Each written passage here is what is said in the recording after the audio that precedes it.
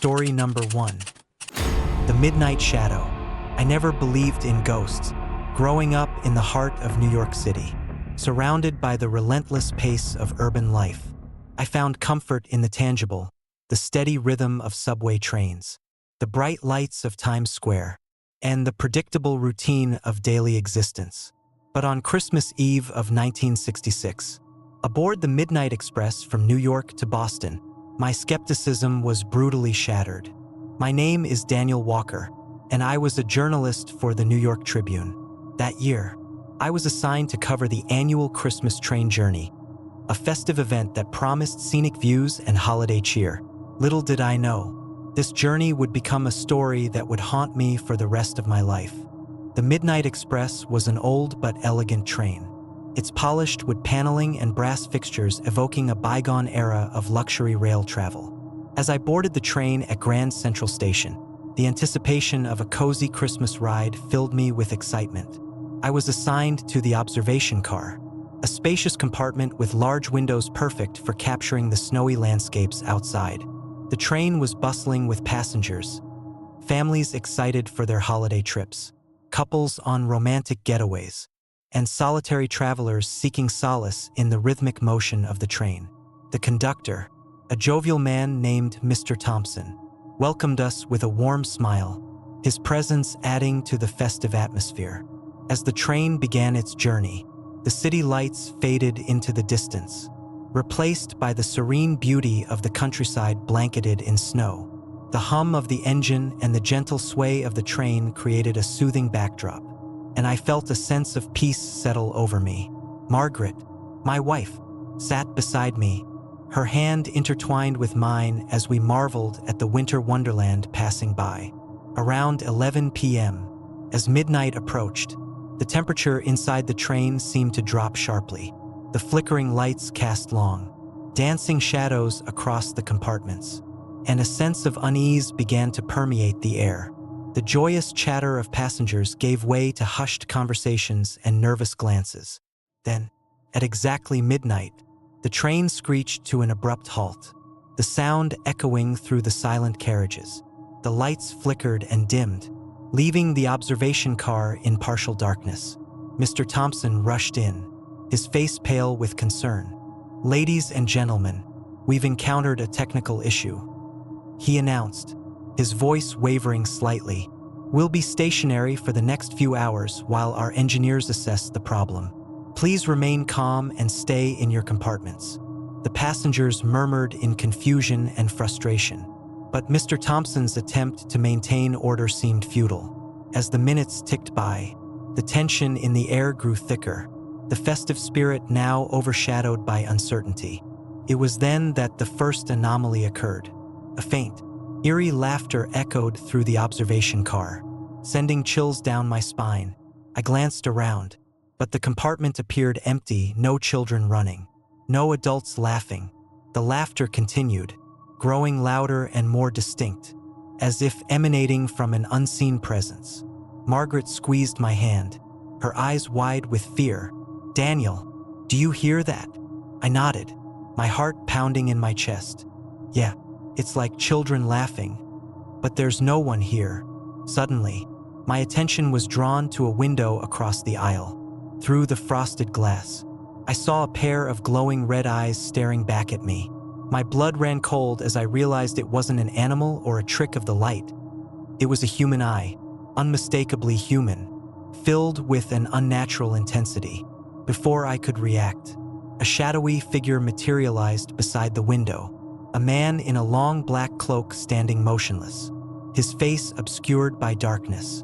The sight was both mesmerizing and terrifying, a ghostly apparition that defied explanation. The man turned his head slowly, his eyes never leaving mine, and for a moment, I felt an indescribable connection, a mix of sorrow and longing that pierced my very soul. "Welcome aboard," the figure whispered, his voice a haunting echo that resonated through the compartment. "Join us on our eternal journey." I stumbled back, bumping into the side of the window, my flashlight flickering as I tried to steady myself. Margaret grabbed my arm, pulling me away from the window. "Daniel, what is that?"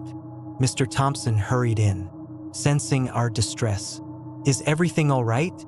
he asked, his concern deepening as he took in our frightened expressions. Before I could respond, the figure vanished, leaving behind an oppressive silence that weighed heavily on the observation car. The temperature seemed to drop further, the once warm air now icy and unwelcoming. The laughter and whispers returned, but this time, they were filled with an underlying sense of despair and loss. Determined to uncover the truth, I decided to investigate. I knew the train was stuck, but there was no way to communicate with the outside world, no phone lines, no radio signal. We were isolated, trapped in a moving coffin suspended in a winter storm. I made my way to the engine room, hoping to find some answers. The corridors were dimly lit, the flickering lights casting unsettling shadows on the walls. As I approached the engine, the sound of footsteps echoed behind me. I turned sharply, but no one was there. The tension was unbearable, the air thick with the scent of fear. Inside the engine room, I found Mr. Thompson and a few other crew members huddled together, their faces etched with worry. "What's going on?" I demanded, my voice shaking. Mr. Thompson sighed, running a hand through his hair. "We're not sure. The systems are completely offline. It's like the train just stopped moving, but the engines are still running, and the lights are still on." Before he could answer, the door to the engine room swung open, and there stood the man in the black cloak once more. His presence was overwhelming, the air around him crackling with an otherworldly energy. His eyes burned with an intense red light, and his mouth opened in a silent scream that echoed through the room. Fear paralyzed me as he stepped forward, his movements slow and deliberate. "You cannot leave," he intoned, his voice now a deep, resonant growl. "This journey never ends." Margaret burst into the room, her face pale and desperate. "Daniel, we need to get out of here, now." But as we turned to flee, the man raised his hand, and the room seemed to warp around us. The walls melted into darkness, the floor giving way to an endless void. We were falling, descending into a nightmare realm where time and space held no meaning. When we finally landed, we found ourselves in a dimly lit corridor, the train outside now a shadowy figure moving silently through the storm. The compartments around us were empty, save for the lingering presence of lost souls, their faces twisted in eternal anguish. "We're trapped," Mr. Thompson muttered, his voice barely above a whisper. "Like the others before us." The man in the black cloak reappeared, his eyes piercing through the darkness. "You are part of this journey now," he declared, "forever bound to the Midnight Express." Desperation set in as we realized the true horror of our situation. We were now part of an endless loop, condemned to relive this haunted Christmas Eve for eternity. The spirits of those who had perished in past accidents were trapped here, their souls unable to move on, forever seeking closure that never came. But amidst the despair, I found a glimmer of hope. "There has to be a way out," I said, my voice trembling but resolute. "We need to find the cause of this curse and break it."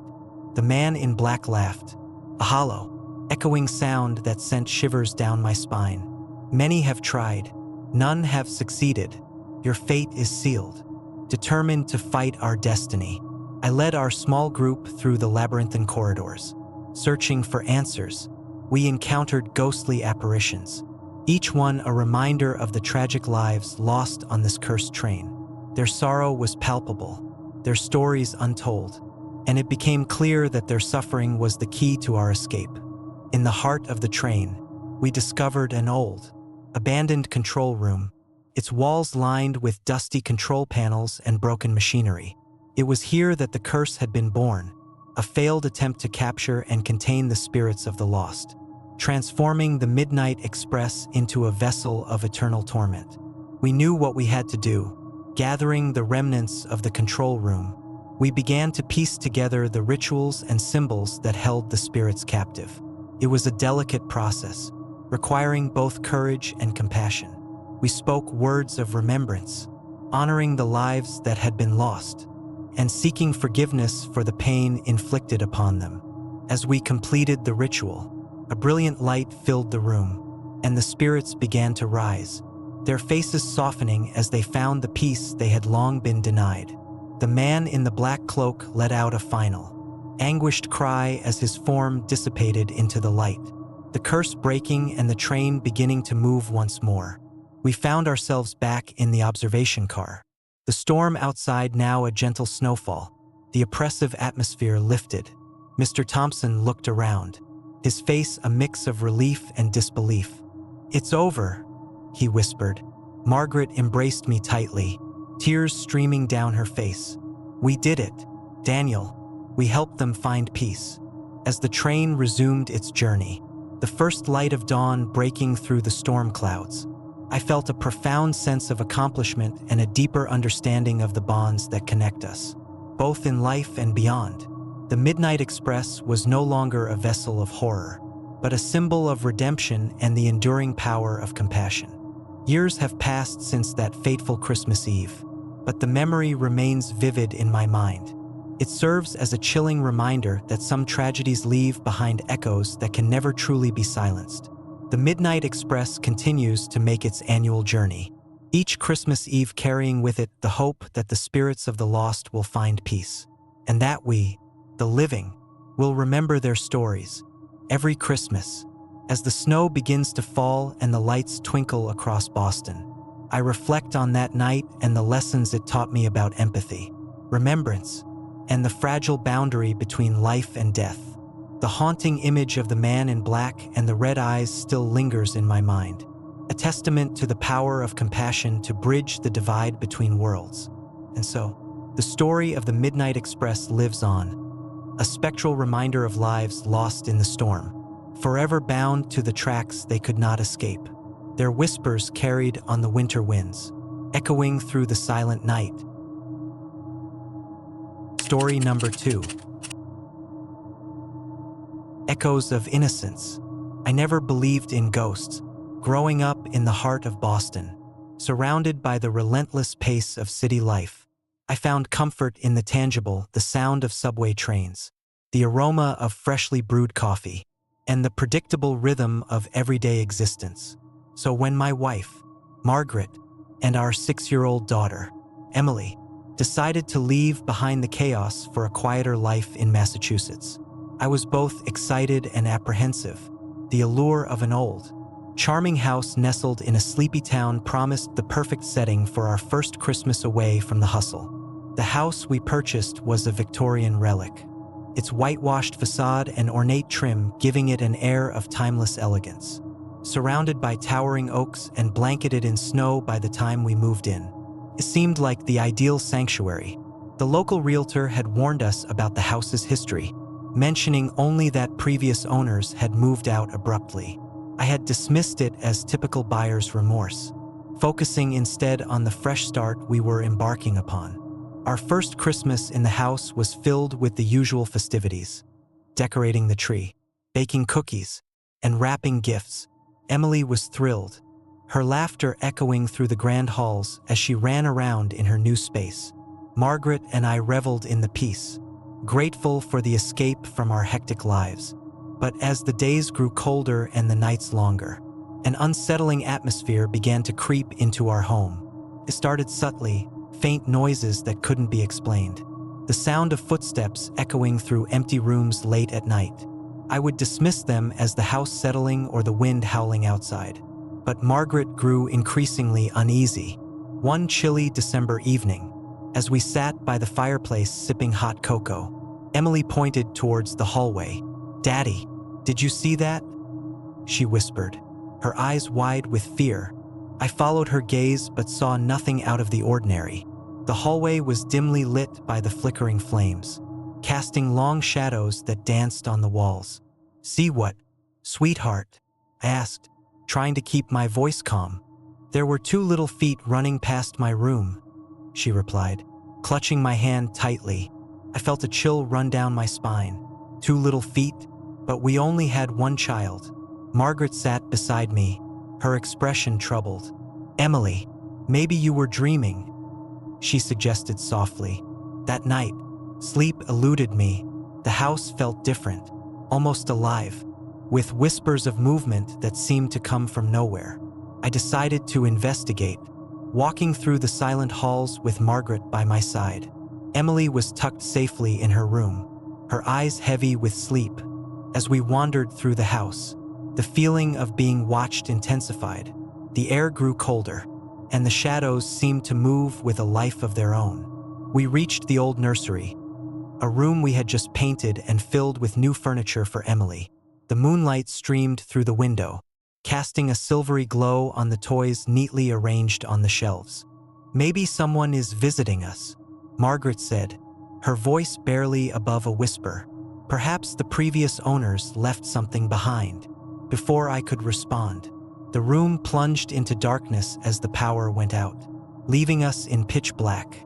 Panic surged through me as I fumbled for my flashlight, the beam cutting through the darkness to reveal an empty room. But then, a faint giggle echoed from the far corner, sending shivers down my spine. "Margaret, did you hear that?" I whispered, my heart pounding in my chest. She nodded, clutching my arm tightly. "We need to stay calm. It's probably just Emily's imagination." But there was no comforting presence, only the lingering echo of laughter and the oppressive silence that followed. We hurried back to the living room, only to find Emily wide awake, her face pale and eyes wide with fear. "They're playing with me," she whispered, her voice trembling. "The little girls from upstairs." Upstairs? We hadn't even thought to check the attic. Concern replaced my skepticism as I realized we might not be dealing with mere shadows or the house settling. We decided to search every room, hoping to find some explanation. As we ascended the grand staircase, the sense of dread grew stronger. The upper floor was dark, the only light coming from the moon filtering through the windows. In the attic, we found old trunks and forgotten relics of the past, photos, toys, and remnants of lives long gone. It was there that we discovered the horrifying truth. In an old, dusty trunk, we found a photograph of a family, the same house, a mother, father, and 2 young children, much like our own. Margaret picked it up gently, her eyes scanning the faces frozen in time. "This was the previous family," she said softly. "They had a child just like Emily." I felt a lump form in my throat as the realization hit me. The house had been home to another family, one that had lost a child under tragic circumstances. But how? The realtor hadn't mentioned anything beyond them moving out abruptly. As we stood there, the temperature in the attic dropped sharply. The air felt thick with sorrow, and the shadows seemed to lengthen, coalescing into vague, ghostly shapes. The sound of children's laughter echoed once more, this time louder and more insistent. "We need to leave," Margaret said, her voice barely audible over the cacophony. "Now." But as we turned to descend the stairs, the attic door slammed shut, trapping us inside. Panic surged as we tried to force the door open, but it wouldn't budge.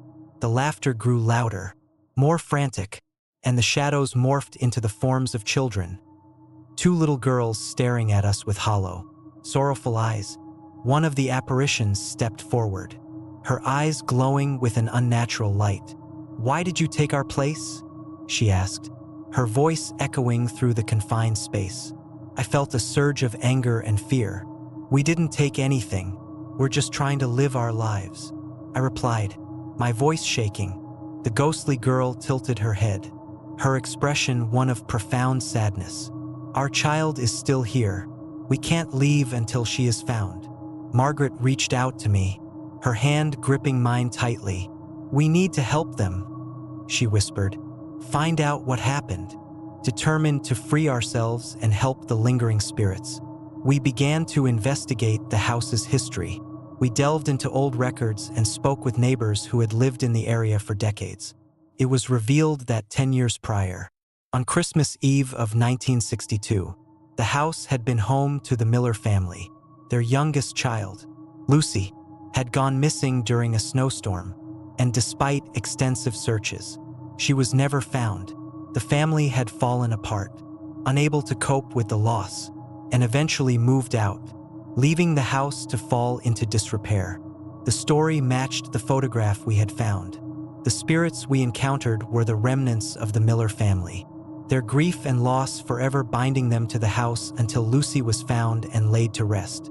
Armed with this knowledge, we returned to the attic, determined to complete what they couldn't.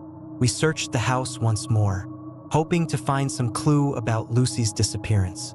In the basement, hidden beneath old floorboards, we discovered a small, forgotten room. Inside, there were remnants of Lucy's toys and personal belongings, her favorite doll, a worn blanket, and a locket containing a faded photograph of her with her family. As I held the locket, a deep sense of sorrow washed over me. "She was here," I whispered, tears welling up in my eyes. "She didn't leave." Margaret nodded, her hand still gripping mine. "We need to give her a proper farewell, help her find peace." We decided to hold a memorial service in the attic, honoring Lucy's memory and acknowledging the pain that had kept her spirit bound to the house. We lit candles, played her favorite Christmas carols, and shared stories of her, a daughter, a sister, a beacon of joy in her family's life. As we spoke, the atmosphere began to change. The oppressive weight lifted slightly, and the shadows grew less menacing. The laughter softened into gentle whispers, the children's spirits responding to our efforts to remember and honor them. At the stroke of midnight, the ghostly apparitions reappeared, their forms now more translucent and less threatening. Lucy's spirit stood before us, her eyes no longer hollow but filled with a peaceful light. "Thank you," she whispered, her voice now a soothing balm. "We can finally move on." With those final words, the house seemed to breathe a sigh of relief. The attic door swung open effortlessly, and the temperature returned to normal. The shadows receded, and the spirits of the Miller family faded into the night, their presence a memory of sorrow transformed into one of peace. We left the house that night with a profound sense of accomplishment and a deeper understanding of the bonds that connect us, both in life and beyond. The haunted memories of that Christmas Eve were now part of our family's story, a testament to the power of love, remembrance, and compassion. Years have passed since that chilling Christmas, but the lessons remain etched in my heart. The house in Massachusetts still stands, its walls no longer echoing with sorrow but holding the warmth of a family's triumph over tragedy.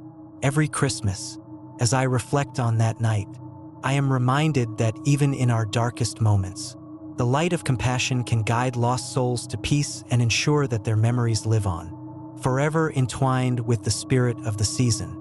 And so, the story of the Miller family lives on, a haunting yet beautiful tale that intertwines with the joy and magic of Christmas, reminding us all to cherish those we love and to honor the memories of those who have passed, ensuring their spirits find the peace they so desperately seek. Story number 3. Red eyes on Christmas night. I never considered myself a superstitious person. Growing up in the bustling heart of Vancouver, I found comfort in logic and reason, dismissing tales of the supernatural as nothing more than old wives' tales or figments of overactive imaginations. But that Christmas Eve in 1995, nestled deep in the remote wilderness of Western Canada, shattered everything I thought I knew about the unseen world. My name is Mark Reynolds, and I had been planning the annual Christmas gathering with my closest friends for months. Sarah, my high school sweetheart, Jake, my childhood best friend, and Emily, the adventurous spirit who always pushed us to try new things. We decided to rent an old cabin in the Rockies, far from the city lights and the stress of everyday life, hoping to create memories that would last a lifetime. The cabin was rustic but charming, nestled among towering pines and surrounded by pristine snow-covered landscapes. It was the perfect setting for our holiday retreat. We arrived on Christmas Eve afternoon, the sky a brilliant blue, the air crisp with the scent of pine and wood smoke. As we unpacked and settled in, the anticipation of a peaceful, joyful evening built within us. By evening, The cabin was alive with laughter and the warm glow of the fireplace. We decorated the tree with ornaments collected from our travels, hung stockings by the mantel, and shared stories over mugs of hot cocoa. The first few hours passed blissfully, the storm outside still a distant concern. Little did we know, the weather was about to take a turn that would plunge us into a nightmarish ordeal. As midnight approached, the storm finally caught up with us. The wind began to howl, howling through the gaps in the cabin walls and rattling the windows. Snow fell in heavy, relentless sheets, obscuring the world outside in a thick, white blanket. We huddled together, the flickering flames of the fireplace casting long shadows that danced ominously around the room. At exactly 12 o'clock, the room plunged into an uneasy silence, broken only by the roar of the storm outside. It was then that Sarah noticed it, a pair of glowing red eyes staring intently through the window. Her scream pierced the stillness, sending a jolt of fear through all of us. "Did you guys see that?" she cried, her voice trembling. We rushed to the window, hearts pounding, but there was nothing there, no figure, no animal, just the endless expanse of white snow. I grabbed a flashlight, my hands shaking as I approached the window to investigate further. The beam cut through the darkness, revealing only the swirling snow and the ghostly stillness of the night. "Probably just a deer or something," Jake suggested, trying to steady his own nerves. "Animals are everywhere out here," but there was something unnerving about those eyes, too deliberate, too human to be a wild animal. Emily, always the skeptic, approached the window as well, her face pale with fear. "Maybe it's one of the local legends," she whispered. "There are stories about spirits haunting these woods." Her words sent a chill down my spine. Legends? Spirits? We had all heard stories about the haunted Rockies, tales of lost souls wandering the wilderness, especially around the holidays when the veil between worlds was said to be thinner. Deciding to dismiss it as our minds playing tricks on us, we returned to the living room, but the sense of being watched lingered, a heavy, oppressive feeling that made the hairs on the back of my neck stand on end. We tried to shake off the unease, focusing instead on opening presents and sharing memories. But the atmosphere had irrevocably shifted. Around 1 a.m., the disturbances began in earnest. The door to the cabin swung open violently. Despite the wind and snow outside, we scrambled back, terrified, only to find it securely shut moments later. The laughter and conversation from earlier were replaced by an eerie silence, punctuated by the occasional creak and groan of the cabin under the storm's assault. Then, another knock, this time louder, more insistent. Sarah backed away, clutching her chest as fear took hold. "There's someone out there," she whispered, her eyes wide with terror. "We need to leave." Panic set in as we gathered our belongings, the realization that something malevolent was in the cabin sinking in. Emily grabbed her flashlight, her hands steady despite the fear. "We need to check every room," she said firmly. "There might be someone or something in here with us." We moved cautiously through the cabin, the flashlight beams cutting through the darkness. Every corner seemed to harbor unseen threats, every shadow a potential hideout for whatever or whoever was tormenting us. It wasn't long before we stumbled upon a horrifying discovery. In the master bedroom, we found the remnants of an old family photograph lying on the floor, broken and scattered by the wind that seeped through the cracks. The photo showed a happy family, parents and 2 children, standing in front of the very cabin we were in, smiling under a bright Christmas tree. The sight was both heartwarming and chilling, the ghosts of the past staring back at us with empty eyes. Jake picked up the photo, his hands trembling. "This place, it used to belong to the Thompson family," he said quietly. "They disappeared here on Christmas Eve 10 years ago. No one ever found them." The room grew colder, the temperature dropping so drastically that our breaths became visible. It was then that we heard it, a faint whisper, barely audible over the storm, saying, "Help me." Sarah let out a strangled cry as a shadow moved across the wall. taking the form of a woman in a tattered wedding dress. Her eyes, the same glowing red as the ones we had seen outside, bore into us with a mix of sorrow and rage. "Please," she whispered again, her voice echoing through the room. "I'm trapped. I can't leave." Fear morphed into determination as we realized we were dealing with the restless spirit of Eleanor Thompson, the mother who had perished in the accident. The legends were true. Spirits haunted these woods, bound by their tragic past, unable to move on until their stories were acknowledged and their pain addressed. Determined to help her find peace, we decided to perform a makeshift memorial right there in the cabin. We gathered whatever we could find: candles, family photos, personal mementos, and set them around the living room, creating a circle of remembrance. Emily, ever the pragmatic one, lit the candles, their warm glow pushing back the encroaching darkness. "We need to honor her memory," I said, my voice steady despite the fear gnawing at me. "Acknowledge what happened and show her we remember." As we spoke words of remembrance and shared stories of the Thompson family, the atmosphere began to shift. The oppressive feeling lessened, replaced by a fragile sense of hope. The whispers grew softer, the shadowy figures fading into the background as if the spirits were responding to our efforts. Just as we began to feel a sense of accomplishment, the door to the cabin swung open once more. But this time, there was no one there, no shadow, no figure, just the swirling snow outside. A final, haunting whisper filled the room. "Thank you. You've set us free." With those words, the cabin returned to normal, the temperature stabilizing, and the darkness lifting. The storm outside had also subsided, leaving behind a calm, star-filled sky. We stood in silence, the weight of the night's events settling over us, a mix of relief and lingering fear. As dawn broke, the first light of Christmas morning casting a golden glow over the snowy landscape, we knew we had experienced something extraordinary. The restless spirit of Eleanor Thompson had been freed, her pain acknowledged and her memory honored. It was a night that bound us together in a shared understanding of the thin line between life and death, the seen and the unseen. Years have passed since that harrowing Christmas Eve, but the memory remains vivid in my mind. The cabin in the Rockies still stands, a silent sentinel amidst the wilderness, its windows reflecting the beauty and the darkness that once enveloped us. The legend of the red eyes and the restless spirit continues to circulate among locals and visitors alike, a chilling reminder of the past's lingering shadows.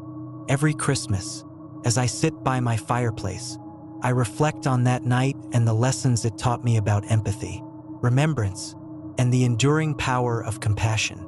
The tale of the Thompson family serves as a poignant reminder that even in our most joyous moments, the echoes of tragedy can resonate, and it is our duty to honor those who have been lost, ensuring their spirits find the peace they so desperately seek. And so, the story of the red eyes on Christmas night lives on, a haunting yet beautiful testament to the enduring bonds of family and the mysteries that lie just beyond our perception, forever entwined with the spirit of the holiday season.